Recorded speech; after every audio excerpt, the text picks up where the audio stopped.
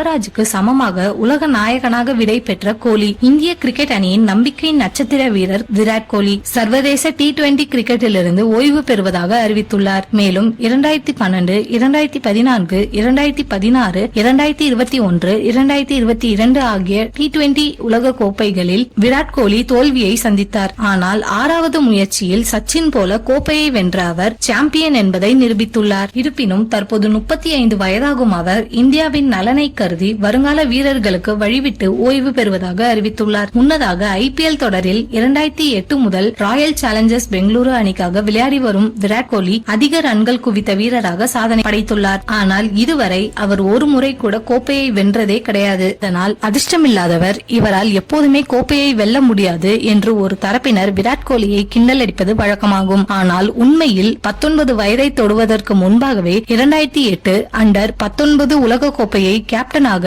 விராட் கோலி இந்தியாவுக்கு வென்று கொடுத்தார். அதைத் தொடர்ந்து தோனி தலைமையில் இந்தியா வென்ற 2011 உலக கோப்பை மற்றும் 2013 சாம்பியன்ஸ் டிராபி வெற்றிகளிலும் முக்கிய பங்காற்றிய விராட் கோலி சாம்பியன் பட்டங்களை வென்றார். அந்த வரிசையில் தற்போது T20 உலக கோப்பையும் அவர் வென்றுள்ளார். இதன் வாயிலாக அண்டர் 19 உலக கோப்பை, 50 ஓவர் உலக கோப்பை, 20 ஓவர் உலக கோப்பை, சாம்பியன்ஸ் டிராபி ஆகிய அனைத்து வகையான ICC வெள்ளைப்பந்து கோப்பைகளை வென்ற வீரர் என்ற உலக சாதனையை விராட் கோலி சமன் செய்துள்ளார். இதற்கு முன் யுவராஜ் சிங் மட்டுமே இந்த அனைத்து கோப்பைகளையும் வென்றார்.